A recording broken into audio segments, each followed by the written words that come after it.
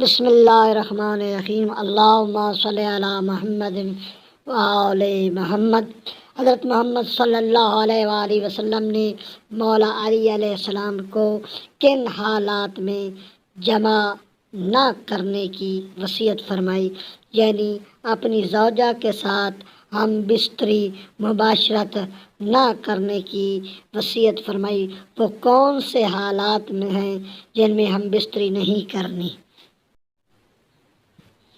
ابو سعید خدری سے منقول ہے کہ حضور صلی اللہ علیہ وآلہ وسلم نے مولا امیر کائنات علی ابن ابی طالب علیہ السلام کو وصیت فرمائی کہ یا علی، جب دلہن تمہارے گھر آئے تو اس کے جوتے اتارو تاکہ وہ بیٹھ جائے، اس کے بعد اس کے پاؤں دھلاؤ، اس کے بعد اس گھر کے دروازے سے پچھلی دیوار تک سب جگہ چھڑکاؤ کر دو کہ ایسا کرنے سے 70,000 قسم کی پریشانیاں تمہارے گھر سے دور ہو جائیں گی، 70,000 قسم کی برکات داخل ہو جائیں گی، 70,000 قسم کی رحمتیں تم پر اور اس دلہن پر نازل ہوں گی۔ اس رحمت کی برکت اس مکان کے ہر گوشے میں پہنچے گی اور وہ دلہن جب تک مکان میں رہے گی مرض دیوانگی، بالخورما اور جذام سے محفوظ رہے گی۔ یا علی، اس دلہن کو 7 دن دودھ، سرکہ، دھنیا اور کھٹے سیب نہ کھلانا۔ حضرت امیر کائنات نے عرض کی، یا رسول اللہ، اس کی کیا وجہ ہے؟ فرمایا کہ ان چیزوں کے کھانے سے عورت کا رحم سرد پڑ جاتا ہے اور وہ بانجھ ہو جاتی ہے اور اس کی اولاد نہیں پیدا ہوتی۔ یا علی، جو بوریا گھر کے کسی کونے میں پڑا ہو اس صورت سے بھی بہتر ہے جس کی اولاد نہ ہوتی ہو۔ پھر فرمایا، یا علی، اپنی زوجہ سے ماہ کے اول، وسط اور آخر میں جمع نہ کرو۔ اس کو اور اس کے بچوں کو دیوانگی، بالخورما، جزم اور ہضم دماغ ہونے کا اندیشہ ہے۔ یا علی، نماز ظہر کے بعد جمع نہ کرنا، کیونکہ بچہ جو پیدا ہوگا وہ پریشان حوال ہوگا۔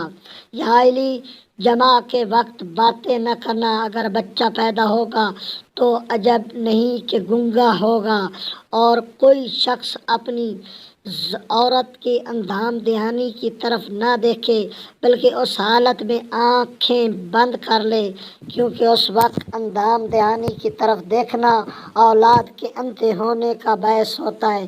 یا علی، جب کسی اور عورت کے دیکھنے سے شہوت یا خواہش پیدا ہو تو اپنی عورت سے جمع نہ کرنا، کیونکہ بچہ جو پیدا ہوگا وہ دیوانہ مخیصب پیدا ہوگا۔ یا علی، جو شخص حالت جنب میں اپنی زوجہ کے بستر پر لیٹا ہو اسے لازم ہے کہ قرآن مجید نہ پڑھے، کیونکہ مجھے خوف ہے کہ آسمان سے آگ برسے اور دونوں کا جلا دے۔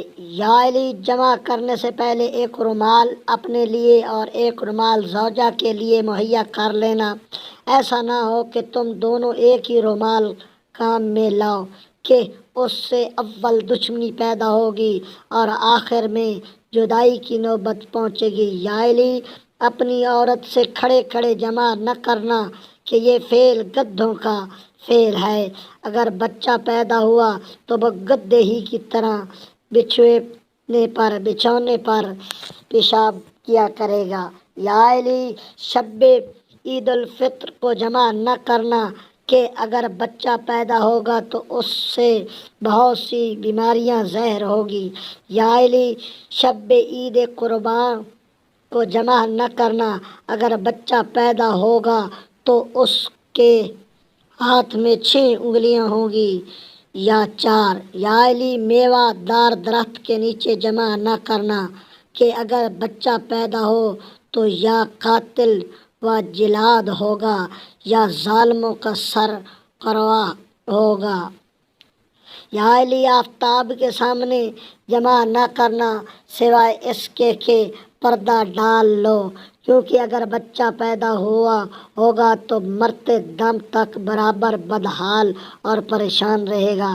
یا علی اذان اور اقامت کے مابین جمع نہ کرنا کہ اگر بچہ پیدا ہوگا تو خون ریزی کی طرف راغب ہوگا۔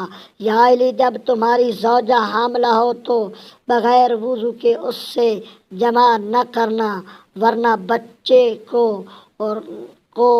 رعدل اور رنجیل پیدا ہوگا۔ یا علی شعبان کے 15ویں کو جمع نہ کرنا، ورنہ بچہ پیدا ہوگا تو شوم ہوگا اور اس کے منہ پر سیاہی کا نشان ہوگا۔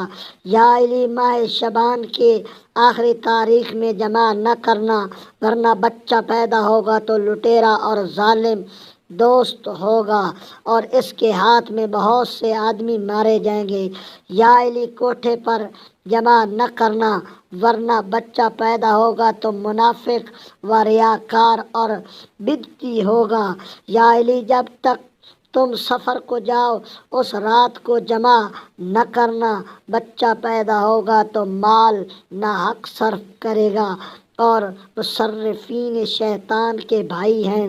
اور اگر کوئی ایسے سفر میں جائے جہاں 3 دن کا راستہ ہو تو جمع نہ کرنا، ورنہ بچہ پیدا ہو تو ظالم دوست ہوگا۔